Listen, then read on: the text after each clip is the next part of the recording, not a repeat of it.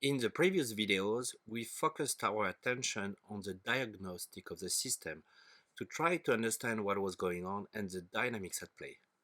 For that, through the example of our entrepreneur Marcel, we introduce the concepts of work, system of stakeholders, and loyalties.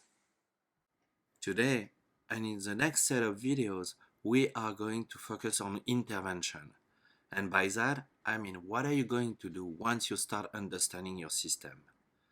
But as an introduction, I'm going to give you the first two rules about acting politically.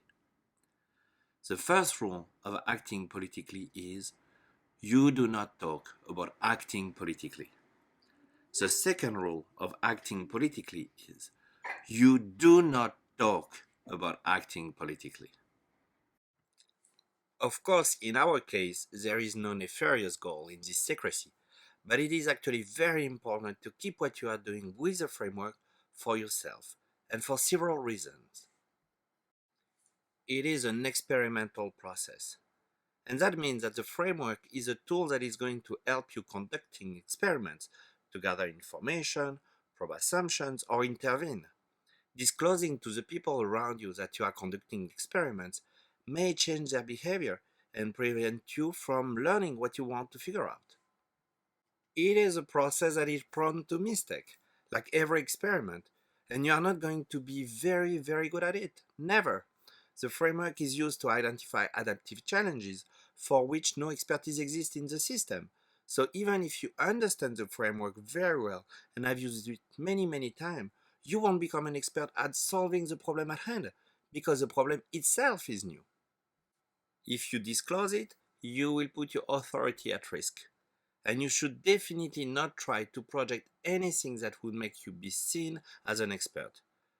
Putting yourself in such a role by using the jargon of the framework, for example, would separate you from the rest of the system and raise expectation that you can actually do something about the adaptive challenge. And if you fail, you would lose credibility.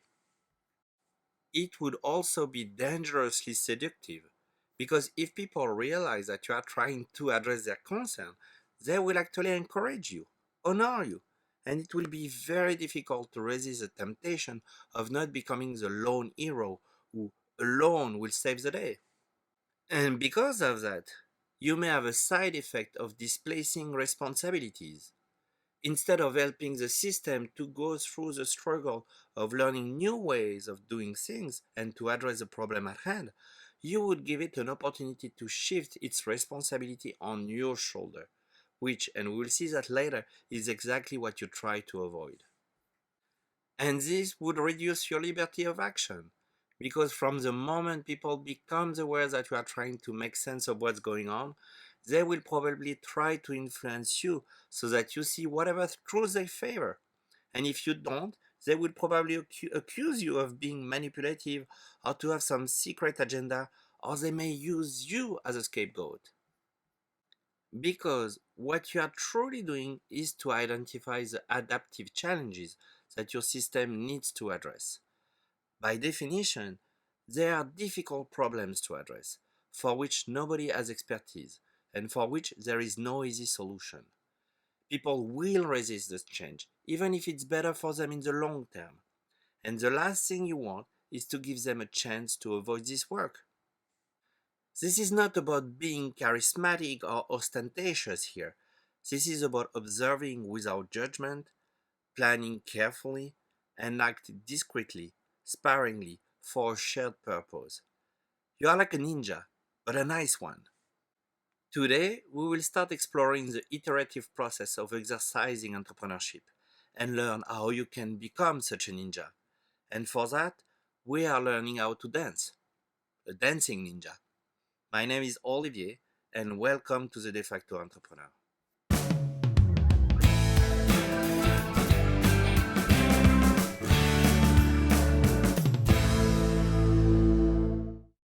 In adaptive leadership, there is a metaphor we use to describe that iterative process. It is called the dance floor. Imagine you are in some kind of nightclub. When you are dancing, your mind is busy, you are having fun, it's excited, but your vision is limited to the people next to you dancing with you. To expand your vision, you would have to step away and look at the dance floor from a balcony. Only in this position you would be able to see things you could not see before. Maybe you will notice that some groups of people dance only with certain types of music. Other people may be sitting on the bench next to the dance floor, never dancing, and looking at the dancer from afar. You would notice people doing things that have nothing to do with dancing and pay attention to the people who work at the nightclub. We use this metaphor to describe the fact that you are either on the dance floor or on the balcony. Either you observe, gather data, and make interpretation, but in that case you cannot act, or you intervene and cannot observe how the system reacts, or the ripple effects of your intervention beyond the few people that are around you. So first you observe, but when you decide to act, you will be dancing with the others, and your intervention will have ripple effects on the system that you may not be able to see while you are on the dance floor, but only when you are back on the balcony. And the iterative process of entrepreneurship consists simply in alternating between being on the dance floor and being on the balcony. We already saw two examples of this iterative process in our previous videos, when we talk about Marcel's intervention in Cetrechaud. The first one was about discovering what was the work at the center, and the second one to understand what were the loyalties at play that prevented the villager to adapt to a better reality. But there is a way to generalize this approach as follows. First, there is the observation phase, which purpose is to gather as much data as possible and as objectively as possible. For that, we can start using the framework we viewed before because it provides a way to gather more data and quickly sort them in a way that makes them easy to analyze. Let me give you an example. Imagine that you are at a meeting presenting a new communication tool you would like to implement within your organization. When Timmy, one of the new recruits, cracked a joke about the general inaptitude of people of your generation to adapt to any new form of technology.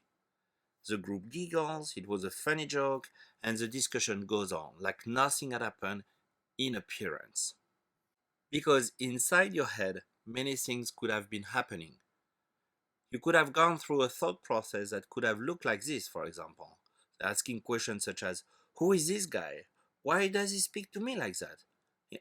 In front of my team, is he trying to make me look silly? Did I say anything silly? Would he behave differently if I was a man or younger? However, now that you know some elements of the framework, you could have approached things very differently and ask questions, for example, as what was the joke exactly? What was said just before the joke? Was it really about the new software that I'm trying to implement, or about something deeper that the group refuses to address? Do we have factions emerging with conflicting interests?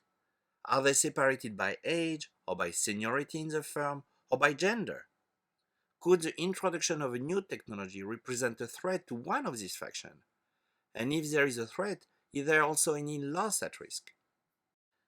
You see, in the few seconds it took for the group to crack a joke and go back to normal, you could have gathered tons of data that would have been useful for the second phase of our process, the interpretation phase. During this phase, you take all the data you've been collecting over time and try to build a representation of reality.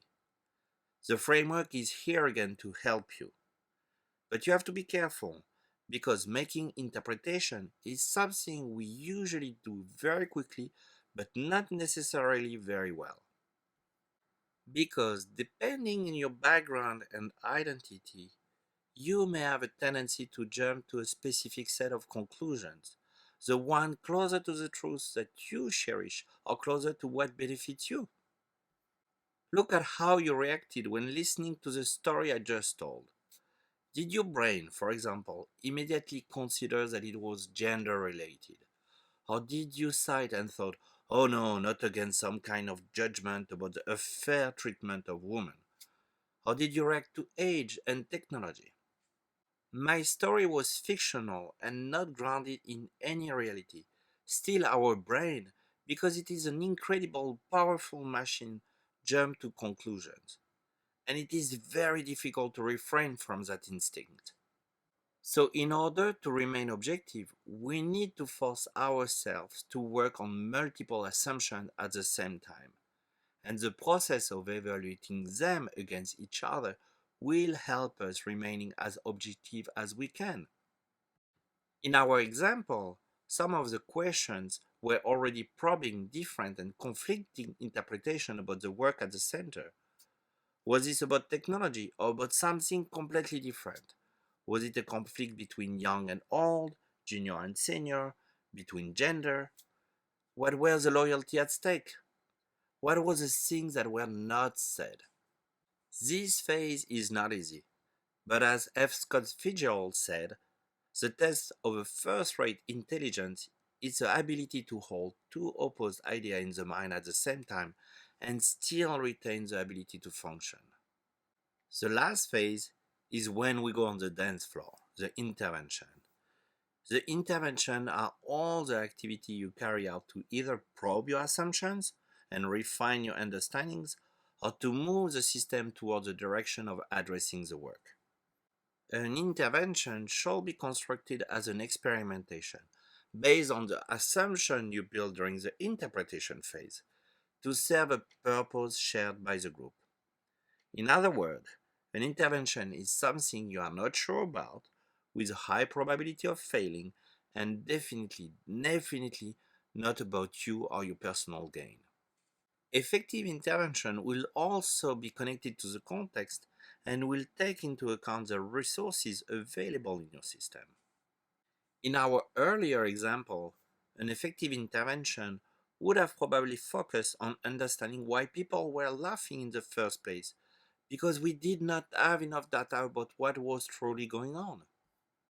The most straightforward intervention would have been to simply ask people why did they joke? What was the joke about?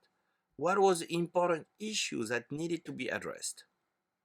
However, sometimes, especially when you are in position of authority or when you represent the issue to be addressed, people will not be comfortable disclosing what was their real thoughts. So you will have to invent more subtle form of intervention. For example, you could wait for the next time you will bring the same issue to the group, but this time you will have a greater scrutiny on how the group reacts. Are they still joking about it? Is it targeting to the same faction? Are they making reference to the previous events? Are people reacting differently? Do you see conflicts emerging or people staying quiet when they would not otherwise, etc.? And the information you gather during and after that information will inform your understanding of what's going on in your system. And you can repeat the process, running several experiments in parallel. And now you are starting to truly act politically. We are going to talk about the design of effective interventions in dedicated videos later on. But for that, I need to introduce few additional concepts that will help us. So in the next video, we are going to talk about pressure cookers. See you next time!